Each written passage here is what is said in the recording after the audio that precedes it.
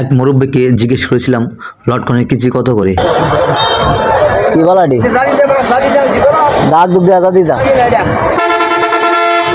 কত এটি কত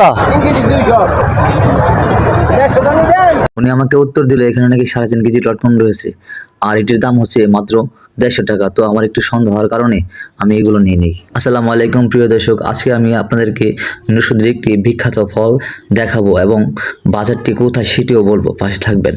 তো ঢাকা টু সিলেট মহাসড়কের পাশে মরজাল সবারই পরিচিত বারিচা, এবং এখানে আসলে যখন বাস স্লো করে তখন দেখতে পারবেন লটকনের বাজার, এবং এখানে কাঁঠালও প্রচুর কাঁঠালও রয়েছে।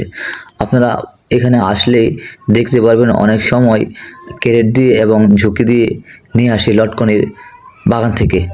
এখান থেকে ইচ্ছে করলে অনেক কম দামে বাস থেকে সময় যদি পান তাহলে অনেক কম রেটে এখান থেকে নিয়ে যেতে পারবেন লটকন। এই নরসিংদীর লটকন শুধু বাংলাদেশে নেই, কিন্তু দেশের বাইরেও কিন্তু রপ্তানি হয়। যারা এই রুটে চলাচল করেন তারা অবশ্যই এখান থেকে কিনে নিয়ে যাবেন।